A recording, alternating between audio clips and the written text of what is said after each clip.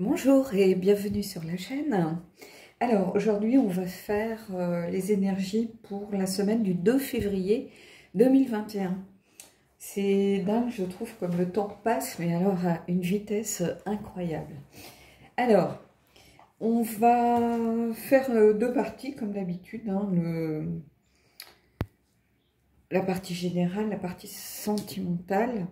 Alors, pour la partie générale, je vais prendre le Isis Oracle, le Hush Tarot et que je dise pas de bêtises, lequel je vais prendre, le Messenger.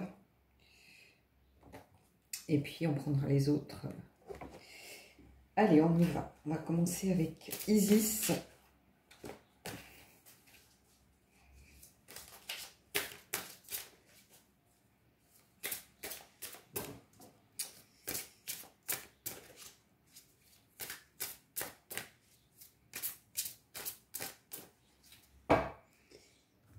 Alors, hop.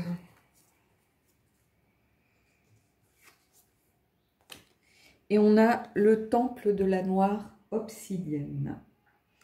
Alors, le temple de la noire obsidienne, c'est aller à la rencontre de son côté sombre. Donc, c'est effectuer un travail de l'ombre. Aller regarder peut-être nos failles, nos blessures, des choses un petit peu enfouies au fond de nous. C'est aussi affronter un petit peu ces mauvais côtés. Hein. Pourquoi on est égoïste, pourquoi on jalouse les autres, pourquoi on a du mal à éprouver de l'empathie, pourquoi parfois on peut se réjouir du malheur de certaines personnes, des collègues, ou quand ils se cassent la figure, on se dit bah tant mieux, ça va me faire briller moi. Vous voyez, aller à la rencontre de son côté sombre, de ce qu'on n'ose pas forcément s'avouer, de ses propres vérités. Hein. Voilà, donc c'est ce qui s'appelle la chambre noire. Ceux qui connaissent le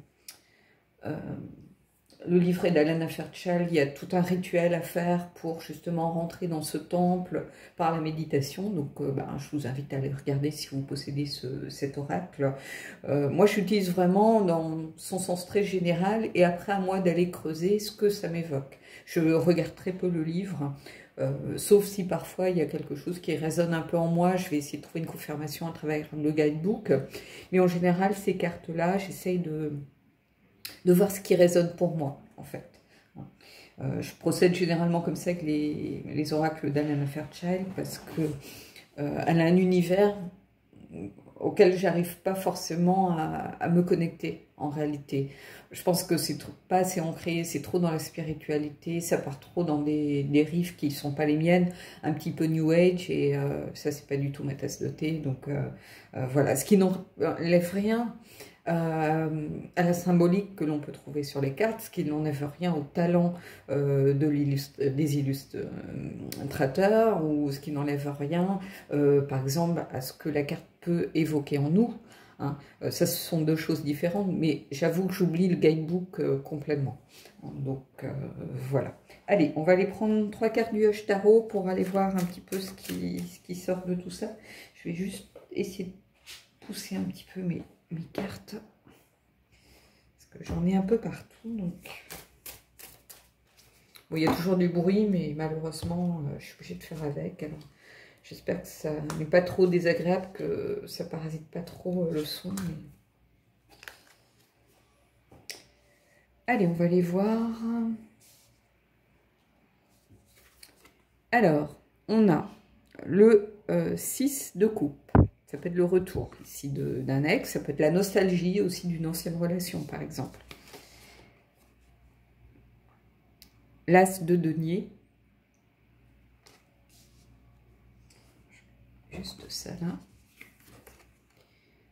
Et la grande prêtresse. Donc on est encore dans cette... J'ai l'impression qu'on est encore un petit peu dans tout ce qui est univers du secret, univers du mystère, de certaines choses cachées Hein, ce qui pourrait expliquer dans ce cas-là le fait où on vous dit mais allez un petit peu travailler sur vous-même, allez affronter vos propres vérités, allez regarder un petit peu les secrets que vous avez bien enfouis au fond de votre cœur et affronter peut-être ces vérités. Parce que j'ai toujours cette impression de volonté d'un retour ou d'espoir d'un retour, avec ici quelqu'un qui ne l'assume pas en réalité. L'as de denier, normalement, l'as de denier, en fait, ça devrait être la prospérité, les nouveaux débuts. Mais c'est aussi laisser passer une opportunité. Donc, en fait, ici, j'ai l'impression que vous laissez... il y a quelque chose de l'ordre d'une opportunité que vous n'avez pas su saisir. Peut-être justement par rapport à cette envie de révéler quelque chose. Ici, on n'est pas dans le tirage sentimental et pourtant on a cette carte de retour du 6 de coupe. Et le 6 de coupe,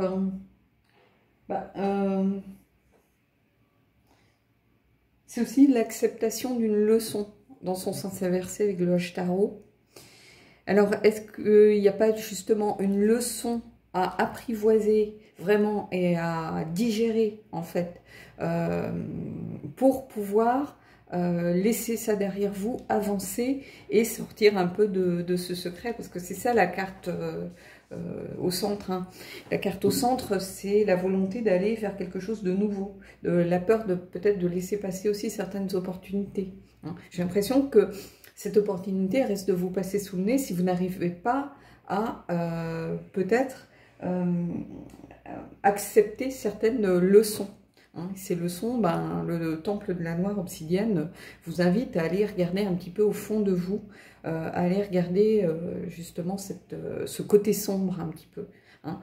Il y a une leçon, en tout cas, à aller tirer. Et la grande prêtresse, c'est aussi celle qui a la connaissance, celle qui possède le livre de la connaissance, hein, celle qui représente les mystères ou les secrets révélés. Donc il y a vraiment quelque chose, on est un peu dans la suite des énergies de la semaine passée avec ces secrets à révéler. Mais ici, j'ai l'impression que ça influe aussi sur votre vie matérielle, sur votre vie professionnelle.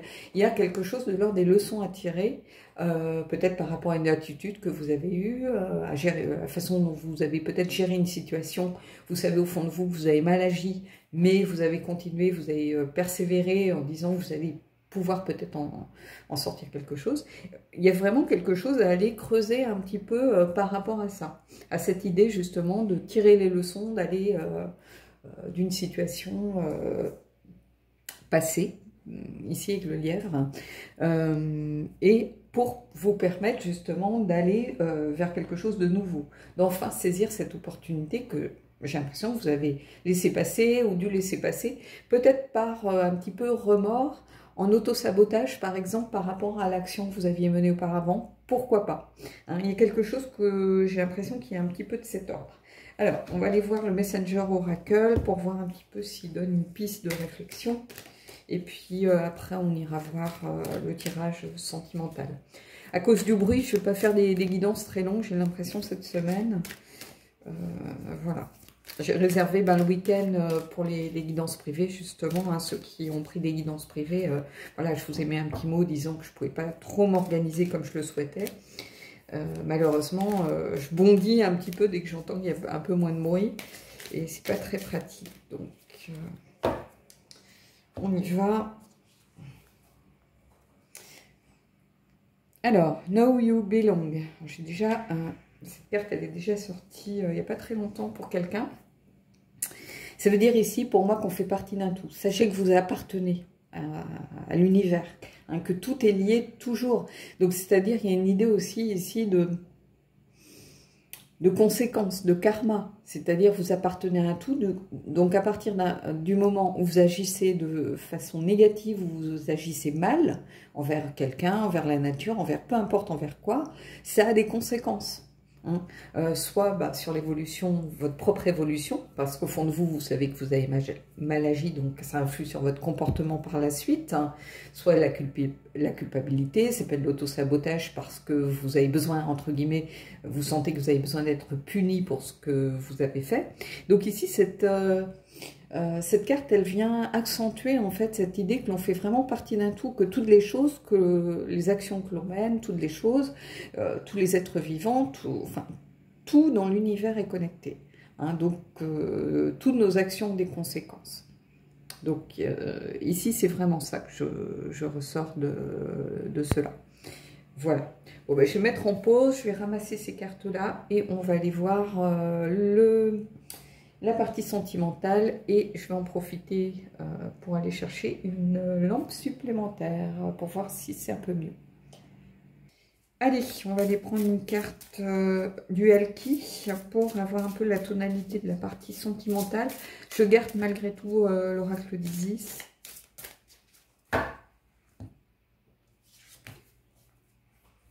Et on a celle qui questionne, Amalie, curiosité, destin, recherche.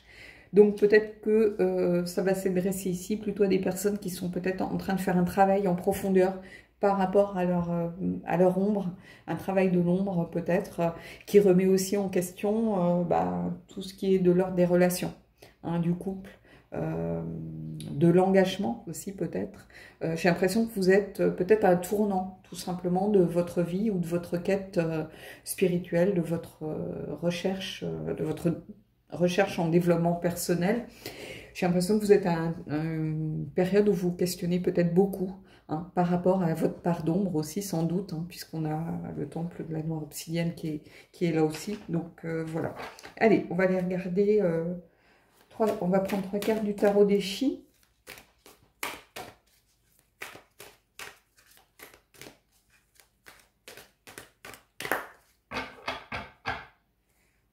Et on va voir.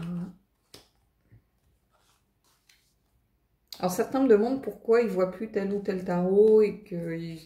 en fait, je sais pas, certains tarots m'appellent, après ils se font un peu oublier. Et après, un beau jour, ils se rappellent à moi à nouveau. Après, il y a une histoire des fois de saison aussi, avec l'oracle d'Halloween, je vais l'utiliser plutôt octobre, novembre, décembre, et puis après, je vais le laisser un petit peu, même si je l'utilise en tirage pour moi, mais je pense que pour vous, ça aura un peu moins de sens d'avoir l'oracle d'Halloween au mois d'août, par exemple, donc voilà, tout simplement. Hein, là, j'attends un nouveau tarot, je crois qu'il est arrivé en France, donc bon, on tient le bon bout, hein. J'y croirai quand il sera dans la boîte aux lettres, mais voilà. Donc vous allez le voir peut-être aussi pendant un moment, hein, parce que je vais essayer de l'apprivoiser, de voir comment il réagit pour vous sur la chaîne, par exemple. Et après, je vais l'utiliser beaucoup pour moi, tout simplement. Le Deviant Moon, je l'utilise pour moi, par exemple. Hein. Je l'ai montré sur la chaîne il n'y a pas très longtemps, mais je l'ai utilisé pour moi. Hein, alors que vous ne l'avez pas vu pendant très longtemps. Après, il y a des tarots... le Mariel, vous ne le verrez jamais. De toute façon, il est là. Hein, bon, je vous le montre. Et on a le 9 d'épée. Le 9 d'épée, ici, le Mariel, c'est pour ça aussi que je ne le montre pas, c'est qu'il a sa propre structure. Hein, c'est le paysage des abysses.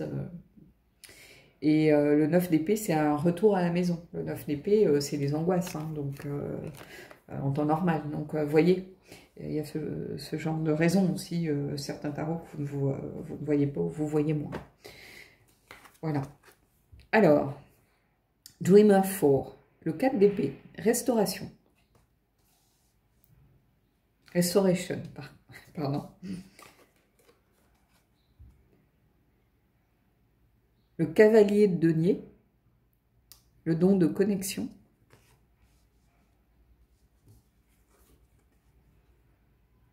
Et l'as d'épée. Donc on remarque déjà beaucoup d'épées. Ici on a le cavalier de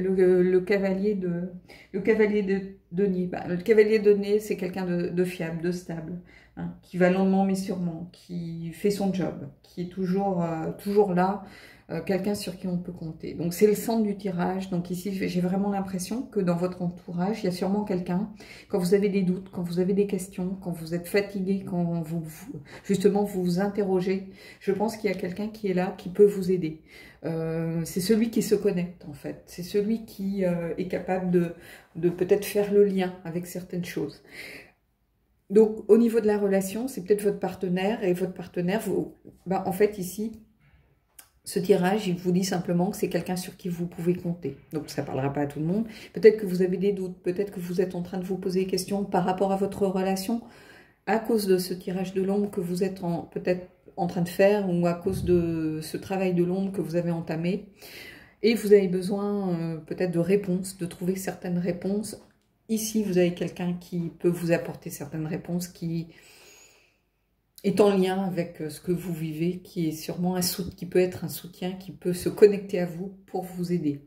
Ici, on a le 4 d'épée. Le 4 d'épée, c'est le fait de se trouver bloqué, d'être en attente de quelque chose, de devoir peut-être se mettre en retrait, avoir besoin de prendre du recul, mais parce que peut-être que le corps, le cerveau le demande. C'est-à-dire c'est un repos un peu forcé, on va dire. Hein. Donc peut-être que ça tourne beaucoup, vous questionnez beaucoup, un petit peu sans repos, justement. Vous n'arrêtez jamais. Et là, on vous dit, il est temps peut-être de vous défausser un peu sur quelqu'un qui est là aussi pour vous soutenir, quelqu'un qui peut prendre une part de votre fardeau si vous avez des choses à vous rapporter, des secrets aussi enfouis. Ici, vous avez quelqu'un qui est tout à fait capable de se connecter avec vous pour vous aider. Hein, donc, je pense que votre partenaire, c'est quelqu'un de sincère. Et ici, peut-être qu'il voit que vous vous épuisez à trouver des réponses par rapport peut-être à un passé, par rapport à des problèmes liés à l'enfance, hein, et il vous dit, non, stop, il est temps d'arrêter, arrête, tu es en boucle, il est temps d'arrêter, de faire un petit peu le vide, de prendre du recul par rapport à tout ça. Et ici, on a l'As d'épée. L'As d'épée, c'est cette volonté de... Comment je pourrais dire ça, de trouver des réponses, justement. Hein. C'est un besoin de clarté, un besoin de démarrer quelque chose en voyant vraiment avec clarté une situation donnée. Donc, c'est-à-dire peut-être repartir sur de nouvelles bases, mais pas en se disant, voilà, je sais pas, on verra au jour le jour. Non, en ayant une certaine visibilité des choses. Hein. Et ici, vous avez votre cavalier de denier qui est là pour vous soutenir dans votre démarche. Je pense que peut-être que vous êtes en train de remettre beaucoup de choses en balance, de remettre beaucoup de choses en question aussi. Pas tellement peut-être par rapport à votre partenaire, mais plutôt par rapport à vous-même, à vos attentes, aux choix que vous avez pu faire. Vous avez peut-être besoin de cicatriser de blessures d'enfance ou de certaines choses aussi liées à votre famille. Hein. Donc ici, il y a cette idée de faire stop pendant un moment pour pouvoir réussir à voir les choses avec plus de clarté, plus de visibilité. Hein, et de voir pour avancer peut-être dans votre relation d'une façon différente, beaucoup plus claire. Où vous savez où vous avez envie d'aller. Hein, parce que j'ai l'impression, je vous sens un peu comme perdu. Hein, vous êtes en plein travail. Quand on est en train de faire du développement personnel et notamment du travail de l'ombre, c'est compliqué d'avoir de la place pour autre chose. Hein, donc, peut-être que vous êtes moins disponible, peut-être que vous remettez beaucoup de choses en question par rapport à votre partenaire, par rapport à votre relation. En fait, votre partenaire, il est là pour vous soutenir dans cette démarche. Donc, il ne faut pas forcément l'écarter, mais il faut réussir à prendre du recul pour pouvoir voir sur quelle base vous pouvez créer reconstruire cette relation avec beaucoup plus de visibilité, en fait. Hein, je pense qu'il y a beaucoup de questions autour de votre relation, de votre couple en ce moment. Allez, on va aller prendre une carte du Magic of You, pardon. Oups. Et on a cette carte-ci qui s'est retournée, effervescence. Cultiver l'amour, cultivate love. Donc on vous dit quand même, malgré tout ici, de prioriser l'amour, de ne pas tout jeter aux orties parce que, voilà, vous avez vécu telle chose, c'est revenu un petit peu à votre esprit, ou à force d'avoir 50 000 pensées en boucle, peut-être que vous laissez un peu de côté votre relation et non, en fait l'amour ça se cultive au quotidien, donc ça il ne faut pas l'oublier non plus. Hein. Vous voyez, on a ce lien avec ici ce cavalier, donc que cette personne, elle est présente pour vous, donc il y a un moment, il va falloir revenir aussi un petit peu vers elle, hein. Au moins, essayer de la rassurer, de lui expliquer en disant, voilà, c'est pas... la situation, mon comportement, mes questionnements, c'est pas par manque de confiance vis-à-vis de toi, mais c'est plutôt un manque de confiance et une recherche vis-à-vis de moi-même.